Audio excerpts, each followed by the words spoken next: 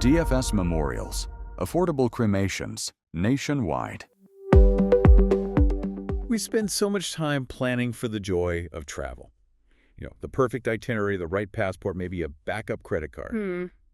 But today, we're diving into the absolute necessary antithesis of that planning. We're looking at the logistics of the final itinerary. Yeah, the operational, legal, and financial realities when a traveler dies away from home. It's the variable nobody wants to discuss. But statistically, we have to. The travel industry is navigating what people call the silver tsunami, an aging demographic with the time and money to see the world. And as millions of seniors take to the skies and seas, I guess it's inevitable. Exactly. The incidence of death while traveling is rising, and it creates this high-stakes, highly bureaucratic problem for everyone. And that's our focus for this deep dive. This isn't some morbid thought experiment. We're looking at the raw operational data, the protocols, the laws, the systems. Our mission here is to synthesize the data on everything from archaic maritime protocols to the brutally specific world of funeral logistics. We're exposing this volatile, often unforgiving patchwork of local laws that decides what happens next. And this information is your crucial shortcut. If you're a prudent traveler, this is what will separate you from the unprepared. It really will. Because misunderstanding two key terms, just two frequently, leads to immediate financial liabilities of over $20,000. We're talking about the critical difference between medical evacuation and repatriation of remains insurance. We are definitely going to unpack that. But first, let's start where control is most centralized, out on the high seas. The cruise ship industry. It's a unique and incredibly complex paradox. I mean, a luxury vessel is a floating ecosystem. Right. It has to be a high-end hotel, an entertainment complex. A capable medical facility, and, when needed, a mortuary. All operating under constantly changing port state and maritime laws. And given that so many cruises cater to seniors, the management has to have these highly sophisticated, discrete protocols for handling a death. Oh, absolutely. They have to secure the location, certify the passing, and manage the whole narrative to stop thousands of passengers from panicking. Discretion is everything. It's paramount, and it's coded right into their operating procedures. They use specific coded phrases to kick off the response without, blasting it over the PA system. I found the names of these codes really striking. When a death happens on board, the code that gets triggered is Operation Rising Star. That's the signal. It deploys a specific team. Security goes to quarantine the area, medical staff verifies the death, and guest services is sent to discreetly manage the surviving family. So that one phrase kicks off a whole cascade of procedures. A huge, complex cascade, and sometimes before that you might hear Operation Bright Star. That's the precursor. That's the precursor. A severe medical emergency, a heart attack, a stroke that might escalate to a rising star. It's the difference between emergency care and a fatality response. This level of foresight must require physical infrastructure, right? They can't just improvise. No, they can't. Under the Safety of Life at Sea Convention, or SOLAS, vessels have to maintain dedicated facilities. They have to have functioning onboard morgues. And these are not glamorous. Not at all. They're stainless steel refrigerated units purely for containment, and they're almost always on the lowest decks, far from passengers, accessed via the I-95 corridor. The crew's main highway. Exactly, the main artery for logistics and supplies. And just to give you a sense of scale, a standard cruise ship can hold, 3 to 6 bodies? 3 to 6, yeah. And the megaships, the ones with 5,000 or 6,000 people, they might have capacity for up to 10. Okay, so let's do some myth busting. There's this dark rumor about cruise lines using ice cream freezers for overflow. Right, I've heard that. The operational reality is much more structured, even in a major crisis. So they're not rolling a body bag into the soft serve machine. Definitely not. That violates every health code imaginable. They use designated non-food service refrigeration areas for any mass casualty contingency. Okay, so once the onboard protocols are done, the real pressure starts. Where to offload the body? This is the disembarkation decision matrix. And the itinerary, say, a beautiful private island, often clashes violently with forensic logistics. They use something called the next capable port doctrine. And capable isn't about tourist appeal. Not at all. Capable is defined forensically.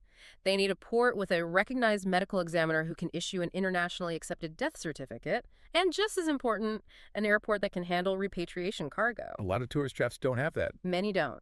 And this leads to what's called the widow's dilemma. Which is? Surviving spouses are often pressured, sometimes required, to get off the ship with the body in whatever foreign port was deemed capable. So they're just left there, in a place like Cozumel or Nassau, alone, in a state of shock, and expected to navigate this insane process. That's exactly it. But wait, why does the cruise line support vanish? That's where the port agent comes in. They're the land-based liaison, but you have to ask who they work for. The cruise line. Right. Their main goal is to get that ship out of port on schedule. Once the family is shoreside and the ship unmoors, the support just. It often evaporates. The family is left to deal with foreign funeral homes and consulates on their own. That is chilling. So death at sea is about centralized control. But what about on the open road, where jurisdiction is fractured? Let's pivot to van life and RVs. Okay, so if death at sea is one set of maritime laws, death on land is a complex, unpredictable patchwork of state and federal jurisdictions. It's a quagmire. Why is an RV death so much more complicated than one at home? Because the RV is mobile, and the death is often unexpected. A 911 call brings law enforcement, and they classify the RV itself as a potential scene. If you're on federal land, like a national park. It gets even worse. Suddenly, federal rangers or even the FBI might have jurisdiction, which complicates the investigation and the release of the body. The sources did mention one small but important exception to this, though. Yes, the hospice exception. If a traveler is terminally ill and enrolled in hospice, the death is expected. The family can often bypass the whole 9/11 and coroner investigation. They just call the nurse or a funeral home directly. And it avoids turning their RV into a crime scene. Okay, let's unpack a dangerous myth in the RV community. This idea of just driving him home. It sounds loving, but it's a huge legal pitfall. It is illegal, highly dangerous. To transport a body across state lines, you must have a burial transit permit from the state where the death occurred. And if you don't? You're violating health codes. You could even face criminal charges for mishandling human remains. Plus, state laws vary wildly. Some states, like Alabama or New Jersey, might require embalming if you don't get there in 24 hours. So you could be breaking the law just by crossing a state line. Absolutely. The bureaucracy is unforgiving. So air transport becomes the default, even domestically. But post-9/11 security has completely removed the DIY option. Right, the known shipper rule. The TSA mandates that human remains have to be shipped as cargo by a known shipper, which is basically a vetted business. In practice, that's always a licensed funeral home. A private person can't just book cargo space for a body. No. And this creates the double fee trap. You're forced to hire a shipping funeral home where the death happened and a receiving funeral home at the destination. So you're paying professional fees twice. Which is why domestic transport alone can cost $3,000 to $5,000. Okay, that's domestic. Okay.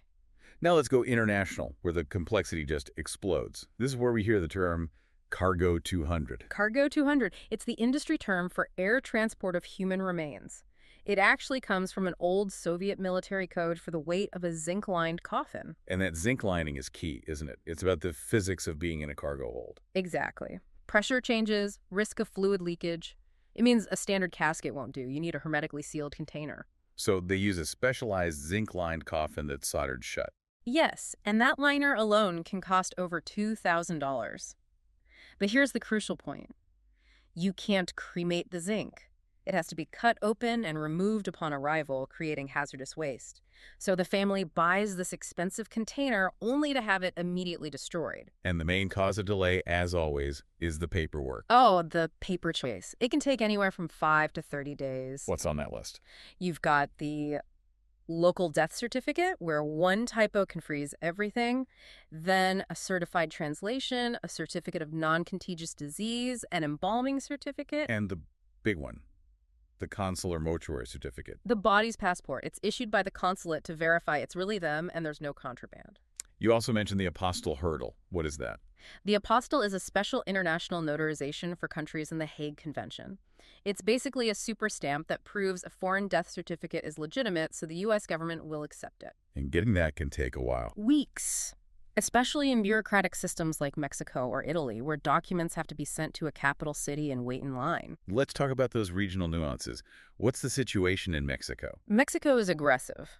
If you die outside a hospital, it's almost automatically a caso medico legal, a legal medical case. The body goes to CEMIFO, the state forensic service, for a mandatory autopsy. Which families can't refuse. And they're pressured to make decisions in 24 to 48 hours. It pushes many to choose local cremation just to escape the system. Plus, you need a jester, a fixer to navigate it all. What about Europe?